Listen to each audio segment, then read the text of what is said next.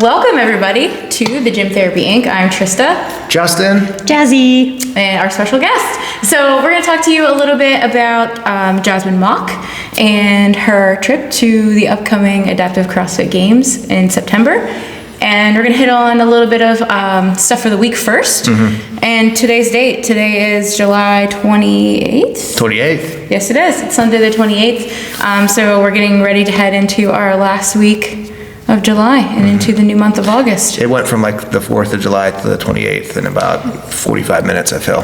Yeah, it went very quick. It's pretty depressing, actually, when you're like, and 4th of July, summer's over. Like, it's just happening so fast, so. It's moving so quick, less than 60 days until the competition. Excited? Nervous. Good. Yeah. Good. All right, let's talk about our weeks and how things have been going. We've been absent for a little bit, so go ahead, Justin. Yeah, so I left ServPro about a month ago. I started as a sales manager at Ebensburg Yamaha. Sell heavy equipment, tractors, motocross bikes, assisted pedaled mountain bikes, and it's been a good move for me. I think it was a smart choice to get on there. There's a great family, the LaPiccolos, that own it, and it's a good opportunity. I'm kind of back in my element in like a traditional sales role, and it's going really well. I took over as the president of the Rotary too. I did that at the beginning of July, so lots of changes happening all at one time. So I've been trying to just keep my head down and move forward, and things have been pretty good. So good. Yeah. What about you? So we just had a big social at the gym for Coach Eric's birthday. That was good. Tons of people came out, so we had a really good time last weekend. Cool Run Craft, great little brewery, kind of a hidden gem that people don't know about, so that was fun. We are gearing up for our 10-year anniversary party. So yeah, that's in October, so I've been working really hard on that to make it something really special. It's going to be formal, and we're going to have barbecue is going to cater for us, so very excited for that. Okay. Bob Ruffner, very cool local guy, so excited for that. And working through, the Legends classes and new classes, High Rocks is going really well. We're going to be scheduling, I believe, in August. Got to make sure it's good through High Rocks, scheduling out a PFT test or their physical fitness test, having a big event here where everyone can participate. That'll be in August.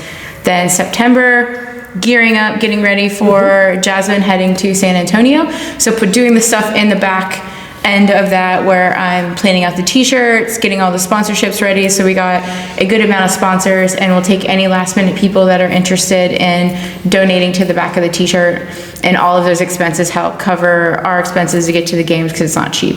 It is not cheap at all. And flying to San Antonio, getting, Airbnb, all of that isn't easy, and there's so many people going in the same area, and finding stuff that's, ADA compliant for her to get in and out easily was a challenge, but we did it right away. We booked right away, and excited for that. And maybe having a chance to work with another athlete for me that might not have someone going with them. So I let them know that, it's a CrossFit level 3 coach, and she said, we might have a place for you to help somebody else. Oh, nice. Good for you. As long as they're not in her division, I'm totally fine with it. So that's my only thing. I'm like, as long as this person is not in her division, I'm cool to help. But if they are, then like that, I feel like that would be a conflict of interest. Yeah, you don't want to be coaching up the competition. No. And I'm considered Jasmine's handler for the week. So I get an outfit to go out and hold her wheelchair if she needs it.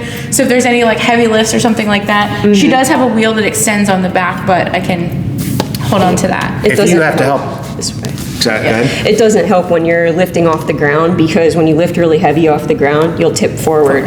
So definitely need to help. Good. I think another big thing to talk about real quick before we go into Jasmine's story is the Indiana women's, or the ladies softball league here in Indiana, that is now at the World Series. Yeah. How cool is that? So Dr. Jamie Boyer, who has been a longtime member here, his daughter is on the team, and a really good friend of ours, Angie Lieb, her niece Riley's on the team. So if you can and you have the monetary capacity to sponsor them, they need all the sponsorship they can get. They're in Washington. They got a lot of great things, they get like sponsored gear and all of that, but gear is not paying for their hotels A lot of stress on the flights, parents. charters, Is all there of a that. link somewhere we can put? I can put in here. The Little League had posted a thing where you could sponsor, and I'm fortunate this year to be able to be in a position to sponsor these kind of things. So Good. totally stoked for these ladies, and their Yeah. game is today, actually one of their games. So we'll be buying ESPN Plus just for this. And it's in the state of Washington. In the state of Washington, the Unbelievable. World Good for Series. them. Good for Yeah. them. Okay, so let's get into our guest here, Jasmine Mock. So we're going to ask you a little bit about yourself. You are from around this area? Yep, I was born and raised in Brush Valley and recently moved to Indiana. I was raised by my grandparents, and they've been wonderful, super supportive the whole time. Okay. And how old are you now? I'm 31. 31. Yeah, it's crazy. I don't feel 31, I feel like 25. Good. It's that CrossFit, it's in your blood. is. And you went to IUP, right? Yeah, I went to IUP for English. It took me 12 years to get my degree because of my health conditions. I started in 2011, and then I had to leave the university in 2013. I returned in 2021, and I took my GPA from a 2.5 to a 3.6. Good for you. And finally graduated in May of last year. I remember the last year of school for you was just so miserable. You had so many trips in and out of the hospital that year, and we were bringing you things to the hospital, and everyone was kind of like making their rounds to see you. It was a hard time. It's really cool to see that how many professors were able to work with you during that time too. It was wonderful. I was able to do my classes on Zoom into class, and still be a part of it the whole time.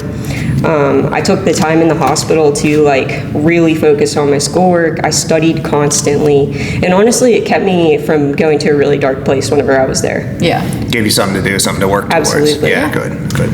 And what is your health diagnosis? Can you tell us a little bit about your health background? So what I have is multiple sclerosis. I have secondary progressive, which means that it's a slow decline over my life. And because of the multiple sclerosis, I acquired gastroparesis, which is a paralysis of the stomach and intestines. I have a feeding tube because of that, and most of my nutrition goes through there. The MS also gave me epilepsy, and because of the epilepsy, I have traumatic brain injury, which causes me to misunderstand words. I struggle to speak sometimes, and I have a hard time with numbers and math. So I struggle with finances, which as an adult is difficult. So on top of that, I also have autism as an adult, which makes interacting quite difficult. And in sports, it also makes it quite difficult because I struggle to be around people, and I want to compete, but I'm so self-conscious the whole time because I don't understand social situations very well. I have to say, in your past probably year and a half, you have worked really hard on that in therapy. Absolutely. And it's improved so much, and just so much growth, I think, for you too. What you go through health-wise is traumatic alone, being in the hospital, and that isolation and that back and forth of you kind of wake up and some days you just don't know where you're going to be, like if you're going to be well or not. And I got to the point of being your coach that when you walk in the door, I'm like, are you feeling okay? Because I can tell when you're not right, and I can see when it's coming on. Oftentimes, before I do. And it freaks me out a little bit that I'm like that in tune with people, but that's just something that, part of my trauma is being hyper vigilant. So that's, I think we make a good pairing with that, and understanding each other's cues. And what other experience do you have with adaptive sports? So CrossFit wasn't your only adaptive sport. Oh, absolutely not.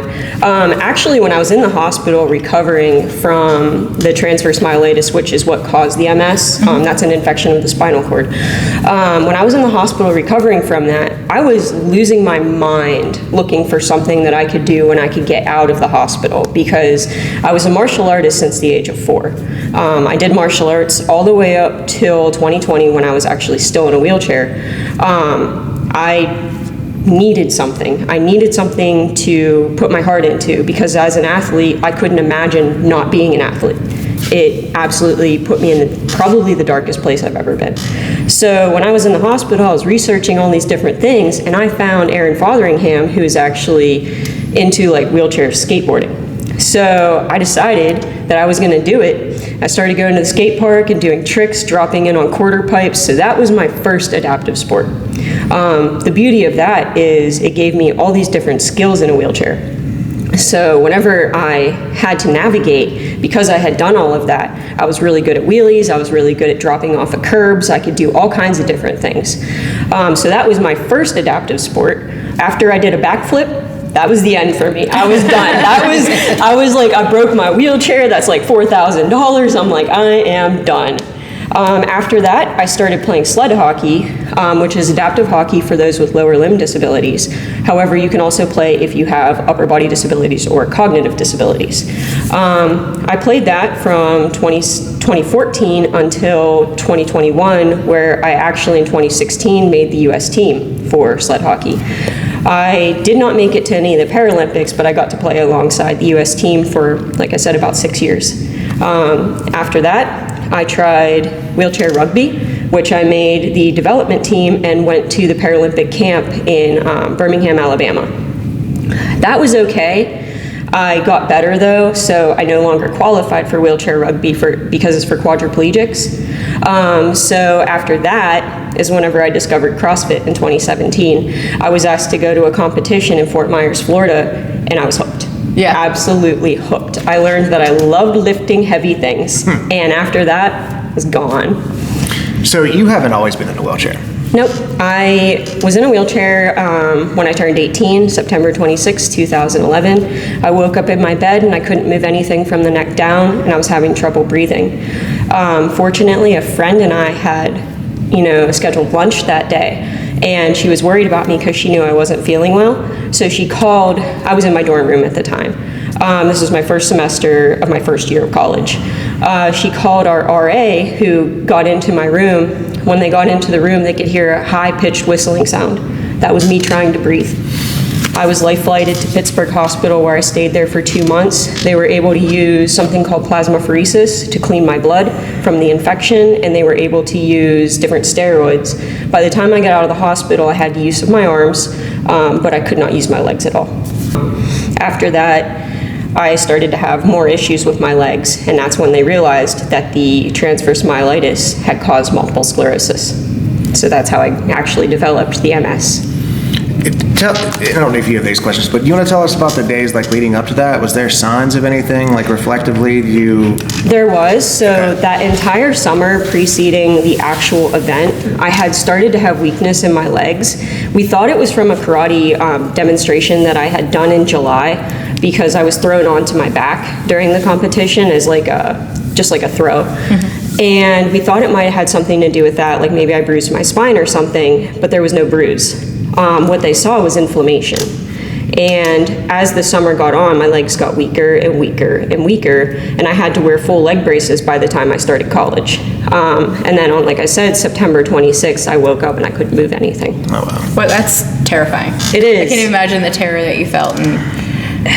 It was the breathing that terrified me. Yeah, absolutely. Yeah. So I wasn't the only person that had to Kool-Aid man through a door to get you. No. That just made me remember that the one time that I was supposed to come get you, mm-hmm. and I couldn't get a hold of you, and I couldn't find you, and you would always have your cell phone on you, and I was like, you know what, I'm just showing up, and I'm making someone go in there, and you ended up going to the hospital that day too, right? Yep.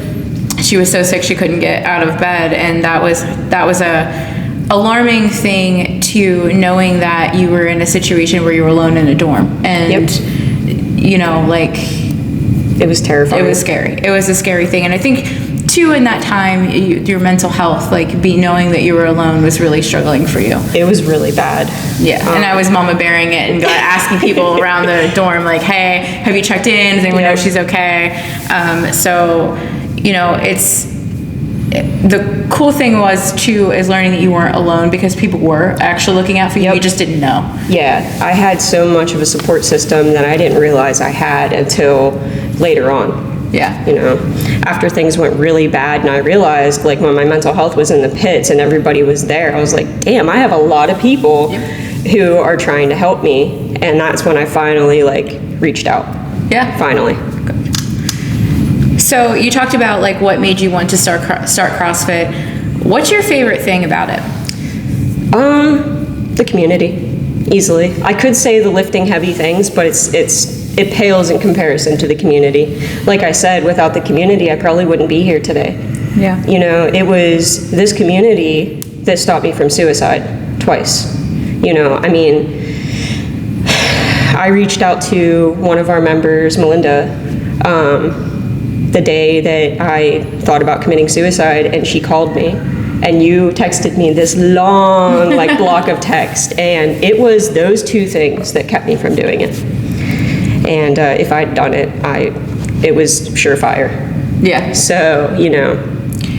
And I think that these are things that people, you're making me cry. These are things that people need to hear that are in these situations, because, and I don't think that people understand the loneliness and the struggle that people have when you have constant health issues, where it feels like it's never going to end, and that it's going to constantly be this up and down roller coaster, and that there are people there that care about you, and that you aren't alone, and they will reach out and they will help you.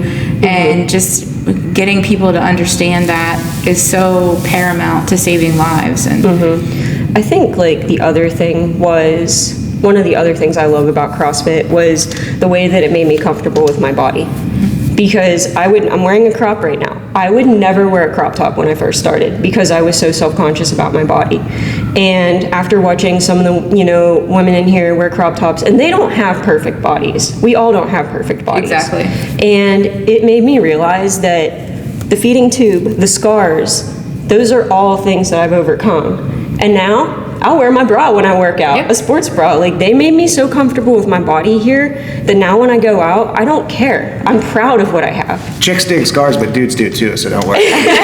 Well, this is a nasty scar. Well, and I think it's like, that's a paramount part too of just accepting people for who they are and being authentic. And that's something that I push into our community of accepting and loving people for exactly as they are. Everyone comes in here and we're all weird. Like, we are all weird people in our own degree, and everyone just shows up as exactly who they are, and that's what I love about the gym. And I think that my thing about the community is that, you know, everyone that helps each other out. Like, JP picks you up for the gym, Megan, Melinda, they all like make rounds picking you up, and that is just shows a testament of like the kind of people that make up this kind of community. Absolutely.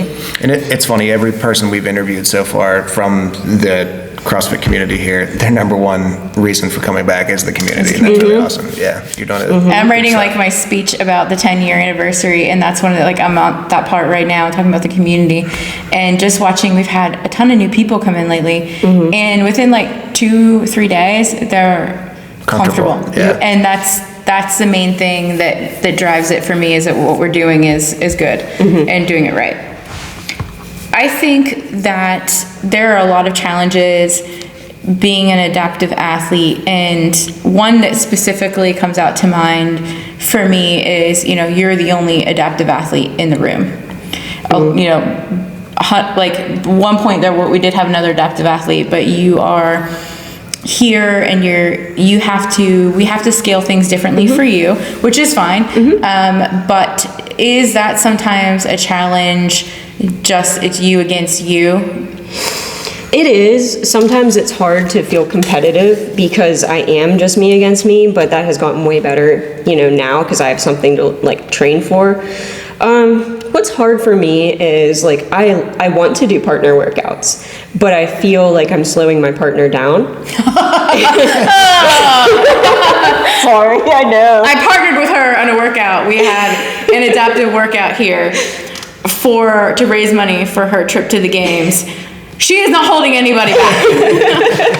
I mean, that's just how I feel. And, like, I get anxious sometimes because I know that, like, I'm doing things differently, and like, I don't know, sometimes I just feel strange. But I mean, I feel like that's gonna happen no matter what. Because my movements do look a lot different than everybody else's. And I don't know, I don't really have a lot of anxiety surrounding it as much as I used to. My anxiety has gotten multitudes better. If anything, I'm proud that I'm able to adapt things. Honestly, the challenges are more physical than anything.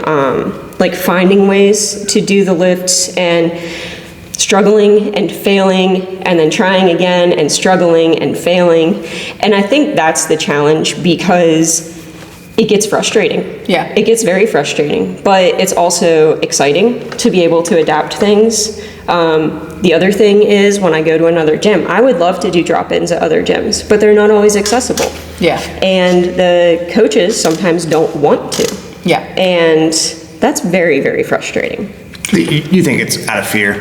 Yeah. Oh, 100% is fear. I mean, to be quite honest with you, when she reached out to me, I was scared shitless. And I was like, hey, we're going to have open dialogue here. If there's something I say or do that is offensive, isn't the right word, but isn't accommodating to you or helpful. Yeah. Because sometimes you don't want to coddle someone and make them feel helpless, but you also don't want to help them where they need it. So we have conversation. If I see her struggle, I'm like, do you want me to help you with that? And if she says no, I let her struggle and I let her do it. And if she wants help, or she's like, I don't want to have to get on the floor to change this plate, then I help her. So I think you have to have that.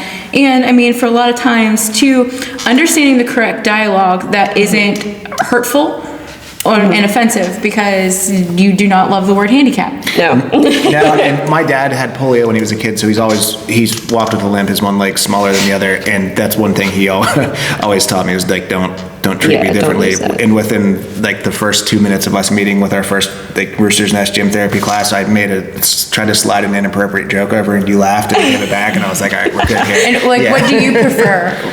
I honestly just prefer the word disabled, because it is what it is. A disability. And like, when you try to sugarcoat the word or go around it, honestly, it hurts more. Yeah. Because it's like you're trying to essentially coddle. Yeah. You know?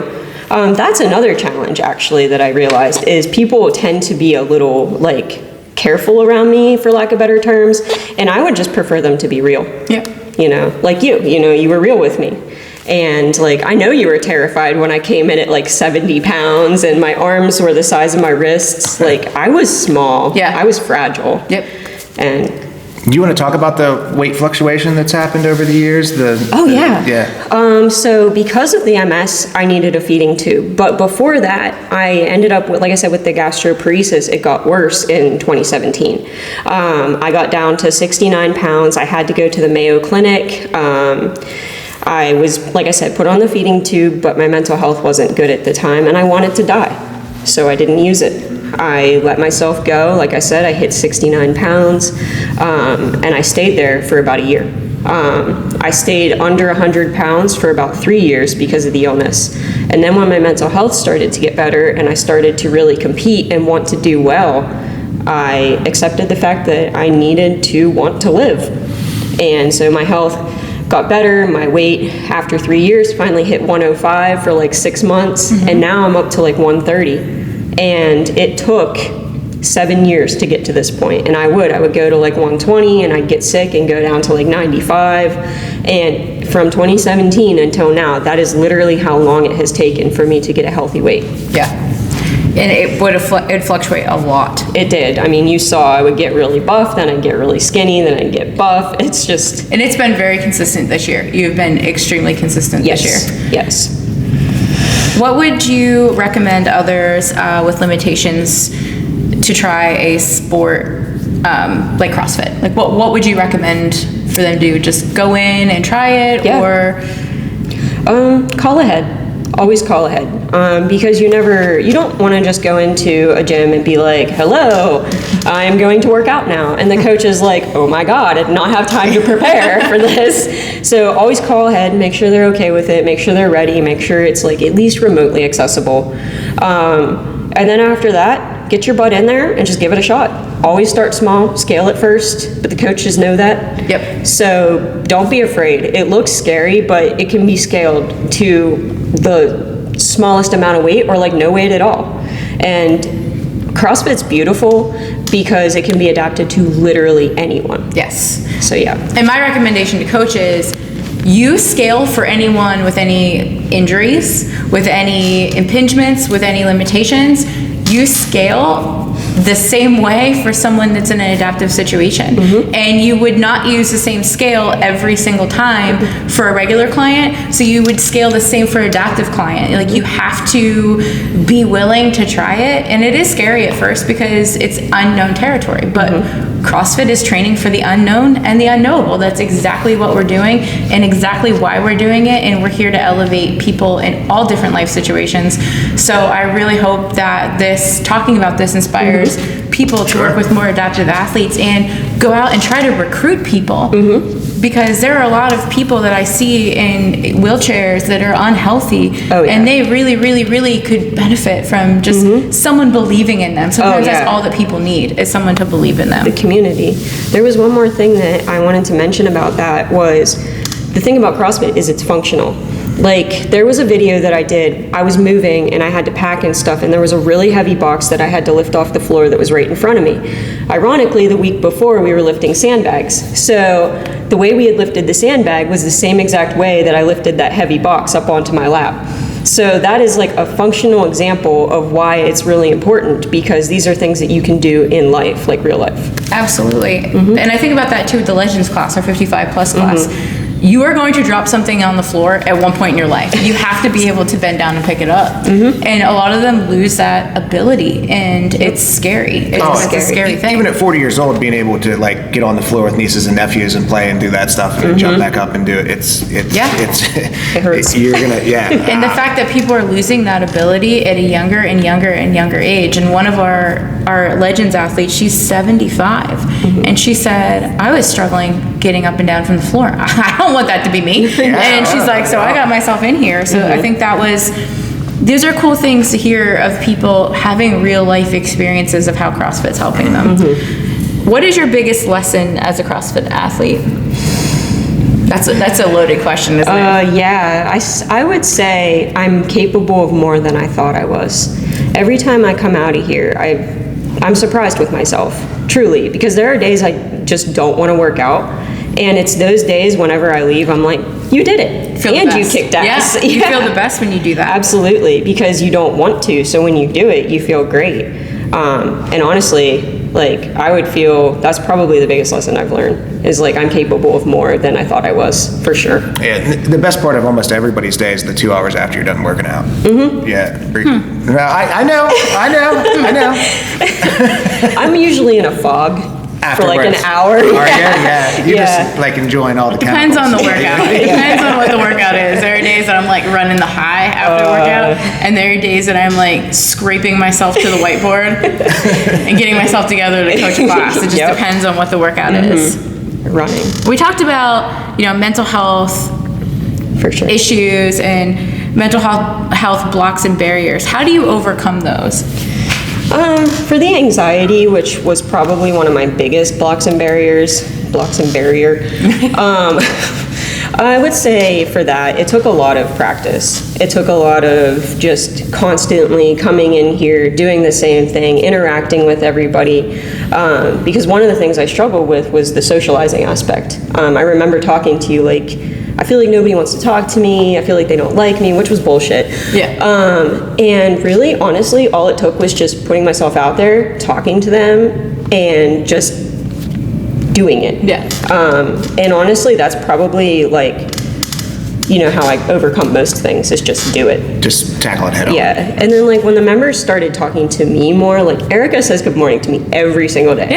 When she does that, it just feels so good. It makes me want to be here and talk to people, which I always want to be here anyways.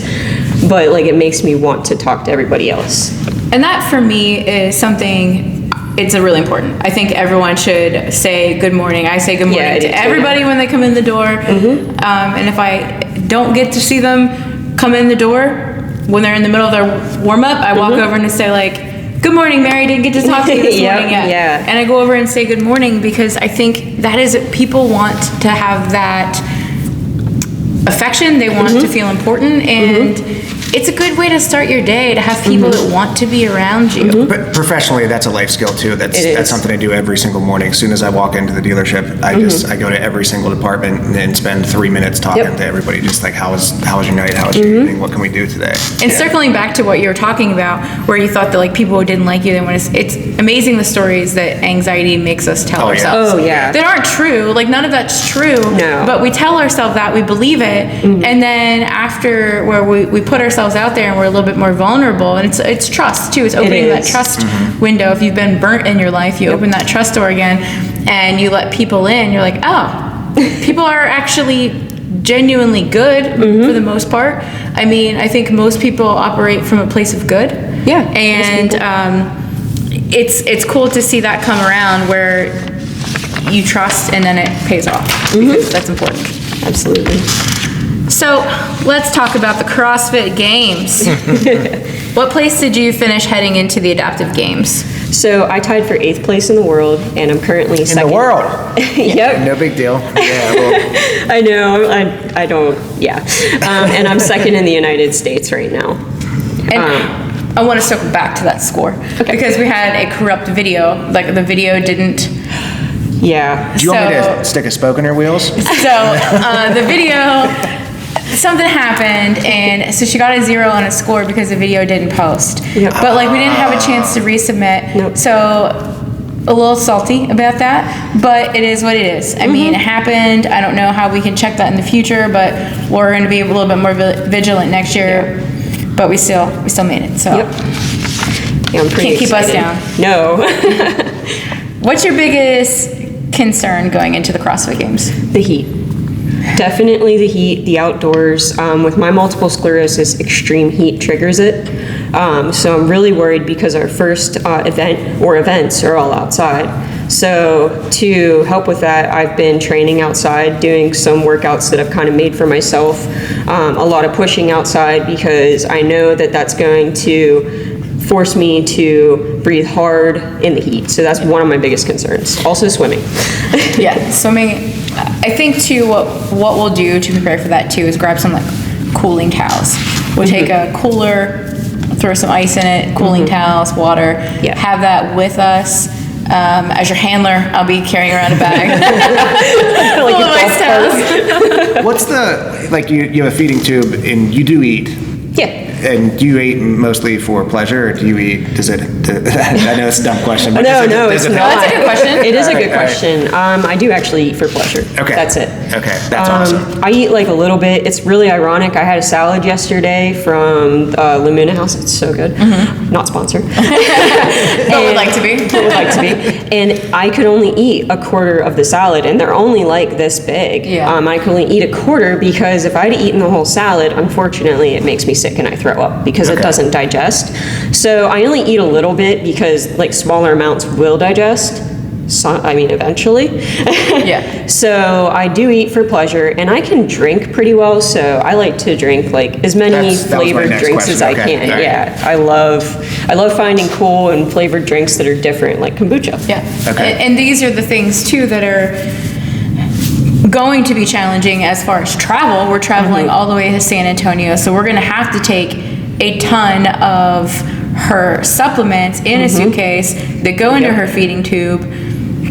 That it's going to be a lot. It's going to be a lot of medical supplies that we have to take with us, and we're very excited. Jess Fowler is coming with us. She's an RN, Nice. so we have a medical person with us. There were certain times I woke up one night, literally in the middle of the night, and I was like, "Oh my god, I don't like. What if something happens? Like, you know what I mean? You just freak yourself out." Yeah.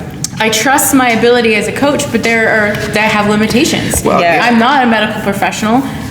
She has seizures; those that we know how to deal with. we know how to deal but with. beyond that, if something happens, they have a great medical team at CrossFit. They do, but I also want to have someone that I know personally and trust. Yes. And when she asked if she could go, it was literally that night. I had this like dream, and I was like terrified. I'm like, oh my god, I don't know what I'm gonna do. And I was like up for like hours. The next day, she's like, "Can I go with you to the CrossFit Games?" I was like, "Yes, yes, you can." yes. When you told me that, I was so stoked. I was like, I know her, she's actually worked with me before, in the ER, because I basically have a punch card there now. Yes. So she's very familiar with everything. And those are things I didn't know because of HIPAA. So Yeah, no, I'm breaking my own HIPAA yeah. right now. It's okay. Yeah, You're so allowed. yeah, but those are things that, like, you know, she couldn't tell me that, Yeah, but yeah, it's good to know that. What are your proudest moments being here at Greenfire CrossFit? Definitely being able to get to the games and represent the box, for sure. Absolutely. I mean, there's so many different things. I mean, my recovery here, for sure. Like, I'm very proud of the changes that I've made.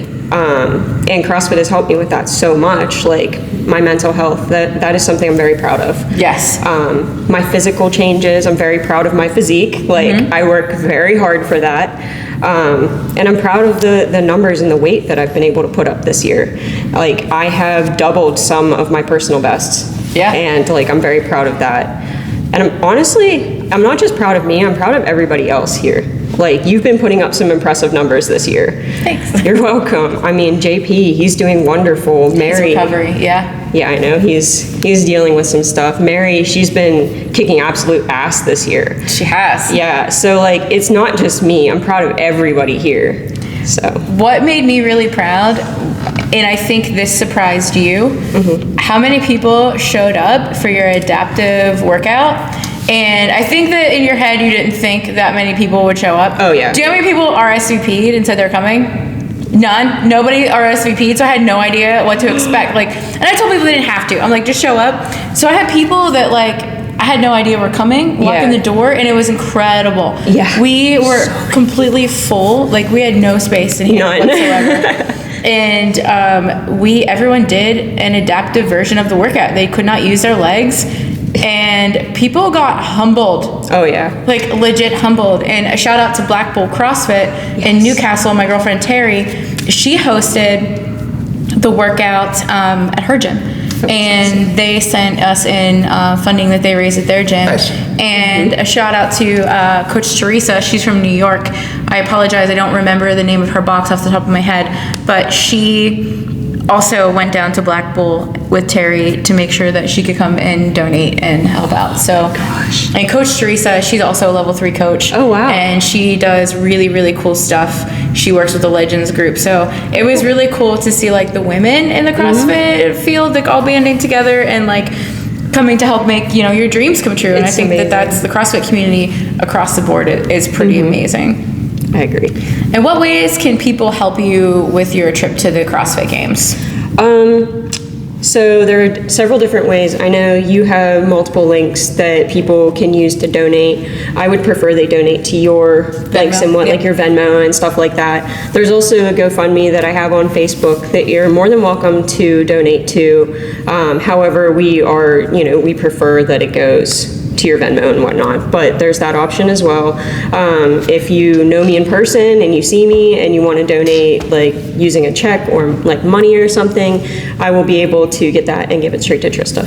And we have everything lined up where we're getting pretty close to our goals. We're going to be selling our t-shirts soon. So everyone in the gym will have the opportunity to buy a t-shirt. We are going to make a little bit of profit off the t-shirts. Typically, I don't make anything off my t-shirts when I sell them for the gym, but since this is going towards a cause of getting her to the games, we will make some money off the t-shirts, help get her there. T-shirt design by Occasions is awesome. It's amazing. Yeah, they did. I sent them an idea of what I had, and they used almost the same thing. We sent them at like the same time to each other, and they were like, "This, but theirs is way better because that's what they do for a living." I gave them like the Phoenix, the idea, and it really, really worked out really well. If you could offer any advice to those with health struggles about the importance of a physical health routine, what would you be? And we kind of hit that a little bit, but just move your body. If you don't use it, you'll lose it. And that is 100% true for people with health issues. I know for me, like I said, when I gave up and I decided that I didn't want to live anymore, I got down to 69 pounds and I turned into a skeleton. And I'm not saying that's going to happen to every person, but you must absolutely move, especially with a disability. You know, if you're in a wheelchair, you'll get, tighten up, your hips you won't be able to like do any adduction with your hips. You'll struggle to extend your knees the whole way if you can move your legs. You'll get weaker and weaker. Osteopenia is something that is a risk if you do not put weight on your legs, even if it's just kneeling. Your bones will get thinner and more fragile, and eventually you'll be at risk for fractures. So, you know, I always say move it or lose it, 100%. It's a law of physics too. And the risk of probably getting sores is a lot higher when you're heavier. Yes, sores like pressure sores, you can get infections from those. If you're sitting all the time and you're not moving, or like at least taking pressure off like that, you will get pressure sores, and those can be life-threatening. Yes, they can. So. Absolutely. And what advice would you give anyone starting a fitness program? Again, one step at a time, or 1 inch at a time in my case. But yeah, just one thing at a time. Like maybe at first focus on stop drinking soda, or in my case, stop drinking energy drinks. Switch to water. Nutrition is like number one. You can't outrun a bad diet. Correct. As you know. It's the bottom of the pyramid, and CrossFit is nutrition. And a lot of times, getting people in the door is super important, and then you start talking about nutrition and you start educating people. But sometimes, like, when you're like, you're eating terrible, like off front, and like you just like bring it out there, it makes people run. They get embarrassed. Yeah. And having conversations, you know, we just had a conversation yesterday with people about women. You need to eat more protein. You have to eat more protein. And especially when you're going into the menopausal ages, like you have to eat protein. You have to load up on protein. So those are great advice for anyone starting a fitness routine. So that's all the questions I think we have. Anything you want to talk about, Justin? No, I'm excited. I'm looking forward to watching it. Is there anything that we haven't covered that is a concern of yours that we could help with, do you think? Or I mean, what's your biggest fear about going? I mean, I'm very nervous. I'm just worried that I know I'm going to do well because I'm going to do my very best, but like I'm worried that I'm going to mess up, or something's going to happen and I won't be able to do an event or something like that. Again, my health fears. Because I do have PTSD from, you know, having so many health concerns. And I always worry that it's just going to take me out before I can even get started. So that's a fear of mine. So one thing you did really, really well this year in your quarterfinals and your semifinals is you stayed very calm. Even during like the no reps, like that is, I think, going to not having that fight or flight is going to be a wonderful thing. Even if you get no rep by a judge, instead of immediately like taking it personally, stay that calm that you were. Like you were calm, you're like, okay, shit. And then you like redid it again. That's all you can do. Like I see people, even like high level athletes, arguing with your judge. No. Ask them why. Why did I get no reps? And if they tell you, like, if you have to go to an extreme level to smash your chest off the rings or whatever it is, do it, you know, just to make sure that you hit that spot that you need. So I think those are all really, really, really good things to look forward to, and just practice being patient. It's the same thing that you do here every day that you're going to do when we're there. That's exactly how I looked at it, even during competitions this year, is I had fun with it. That's why I stayed so calm. I was like, well, if I mess up, I mess up, but I'm going to smile and I'm going to enjoy this. So I think that's the most important thing. Yeah. All right. Anything else? I think that's it. All right, we'll keep you guys tuned. We'll post more stuff as it comes available to us, like how to watch her, when the schedule is all posted, and what the events are, and we'll keep everyone posted. And donate if you can. It'd be great. All the help helps very well. Absolutely, and we'll have the link up for t-shirts probably by the end of this week on our Green Fire CrossFit social media. Cool. All right, that's it. Love you, bye. Love you guys. Thanks.